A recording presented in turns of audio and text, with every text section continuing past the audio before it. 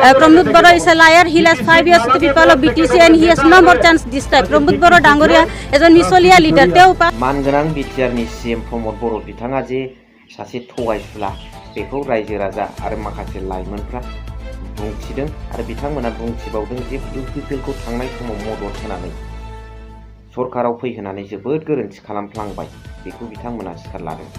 लोगोसे प्रमोद बर' बिथाङा खुंनाय बिटिआर सरकारा जेबो डेभेलपमेन्टनि हाबा मावनो हायाखै, गामि गामि गोदोसोनानै दं, लामा दालां जेबो जायाखै। आरोबाव बिथांनि मोनसे सबसे दुखुनांथावसिन बाथ्राया जाहैबाय लाइमोनफोरनो 1 भट 1 जब होनो नागिरदोंमोन बेखौबो बिथाङा जेबो होनो हायाखै। बेखौ रायजो राजाफोर आरो लाइमोनफ्रा बुंथिनानै लादों। दा बेखौनो दिनैनि भिडिअनि गेजेरजों नोंथांमोना नुनो मोनगोन। So hello everyone, once again welcome back to the channel। दिनैनि गोदान भिडिअआव नोंथांमोन बयखौबो गोसो गोथारै बरायदों। लोगोसे आसा खालामो इसोरनि अननायाव नोंथांमोन बयबो मोजां दं। सावरायनायनि सिगां नैबे यां सासे लाइमोन सिख्लानि प्रमोद बर'नि सायाव दुखु मोननाय खोथाखौ खोनासंनानै लाग्रो, बिनि उनाव सावरायनो। जी भैरवकुंड समष्टि शांतिपुर प्राइमारी बीपीएफ दलर जॉइनिंग प्रोग्राम হৈছে। আজিৰ প্रोग्रामত বিজেপি ইউপিপিএল আৰু টিএমসি দলৰ মেম্বাৰ সকলে বিপীএফ দলত যোগদান কৰিছে। এৰাউণ্ড 200 আজি যোগদান কৰিছে, কাৰণ বৰ্তমানৰ ভৈৰৱকুণ্ড সমষ্টিৰ এমচিএলে একো কাম কৰা নাই বুলি সবে গম পাইছে আৰু আকৌ ৰিহন দৈমাৰী ছাৰক লাগে বুলি সদায় দিনে দিনে দলে বলে ওলাই আহিছে ৰাইজ আৰু বিপীএফ দলক সাপোৰ্ট কৰিছে। কাৰণ প্ৰেজেন্ট এমচিএলে একো কাম কৰা নাই। আগত যেতিয়া ৰিহন দৈমাৰী ছাৰ পাৱাৰত আছিলে তেতিয়া টাউনৰ পৰা গাঁৱৰলৈকে কণাকণি ৰাস্তা কালভাৰ দলং হৈ গ'ল আৰু ঘৰে ঘৰে লেট্ৰিন হৈ গ'ল, গাঁৱে গাঁৱে পানী বৰিং হৈ গ'ল। কিন্তু ইউপিপিএল চৰকাৰে পানীও দিব নোৱাৰে।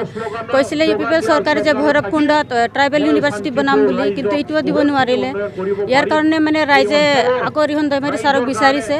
ইউপিপিএল দলে কৈছিলে যে নিবনুৱা সমস্যা সমাধান কৰিম, কিন্তু 5 বছৰত নিবনুৱা সমস্যা বাঢ়িহে আছে।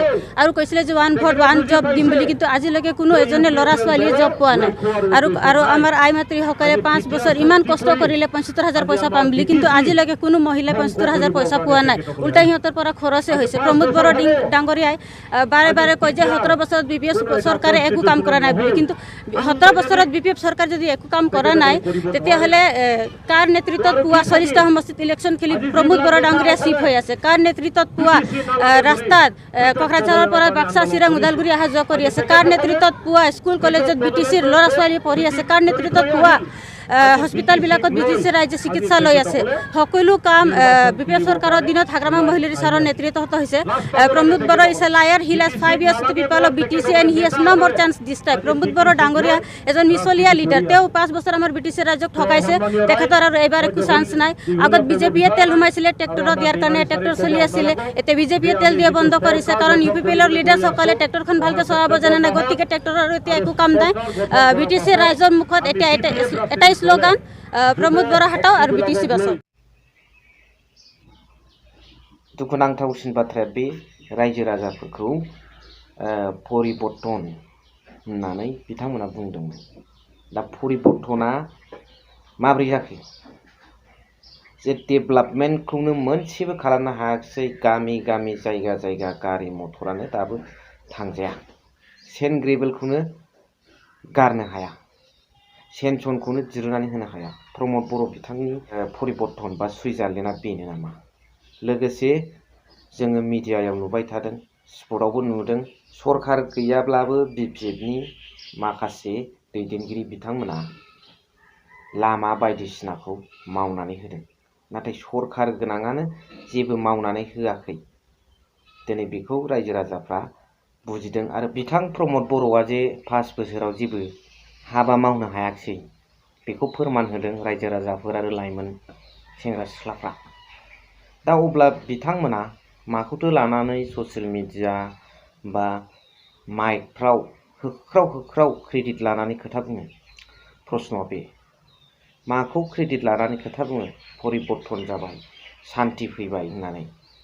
दा दिनै डेभेलपमेन्टआनो जेबो जायासै, लामा बायदिसिना जेबो जायाखिसै, फारसेथिं 1 भट 1 जबखौबो होनो हायाखिसै, फारसेथिं 4th ग्रेड आरो 3rd ग्रेड साख्रि होनो हानाय क्षमताखौ प्रमद बर' बिथाङा खोमानानै लाबाय। आसाम गभर्नमेन्टनो हरफिनबाय। मोनसेबो जब रिक्रुटमेन्ट होनो हायाखिसै। जोबोद दुखुनांथाव बाथ्रा। बेनिफ्राय कन्ट्राक्टरफ्राबो लकेलनि रावबो सासेबो खामानि मोनाखिसै। लोगोसे लेबारखौबो लाबोखायोसो गुवाहाटीनिफ्राय, गोजान गोजाननिफ्राय। रावबो लकेलनि सुबुंफ्रा बेयाव लेबार खामानि मावनानै मोनजानो हायाखिसै प्रमद बर'नि सासन खुंनाय समाव। अब्ला माखौथो लानानै बिथाङा सान्थि होनबाय थायो? जेबोखौनो मावनानै जानो मोनजाया, जेबोखौनो सुबिदा होआब्ला बोरै सान्थि जानांगौ? नोंनि खुगायावल' सान्थि, नोंल' पकेटाव सोबाय थानानै सान्थि होनब्ला बेखौ रायजो राजाफ्रा बोरै गनायगोन? दा बेखायनो दुलाराय रायजो राजाफ्रा, सेंग्रा सिख्लायानो होन, रायजो राजाफ्रानो होन, गासैबो मोनसे बिकल्प नागिरदों। बेयो जाहैबाय BPF। दोलै नोगोरै बयनोबो दा बर्थमान BPFखौ नागिरगासिनो दं। हाग्रामा महिलारि बिथांखौनो नांगौ जादों। बिथांनि समावनो जाय लामाजों बिथांमोना थांबाय थायो बेखौ बानायदों। हाग्रामा महिलारि बिथांनि सासन खुंनाय समावनो गोबां गिदिर गिदिर ब्रिज, जाय लामाजों बिथांमोना थांलाय फैलाय खालामो, जाय जायगायाव बिथांमोना मेल मिटिं खालामो, जाय सियाराव जिरायनानै बिथांमोना दा EM GM chief deputy chief सालायगासिनो दं, बे गासिबो हाग्रामा महिलारि सारनि समावनो निर्माण खालामनाय मोनफा मोनफा सम्पति। दा अब्ला बिथाङा, प्रमद बर' बिथाङा मा मावखो, हाग्रामा महिलारि बिथाङा मा मावखो, बेखौ रायजो राजाफ्रा मिन्थिखागौ। आइ उइटनेस दं। कमेन्ट्सनि गेजेरजों जरुर फोरमायहर। भिडिअखौ बेसेखिनियावनो फोजोबबाय। Thank you for वाचिं।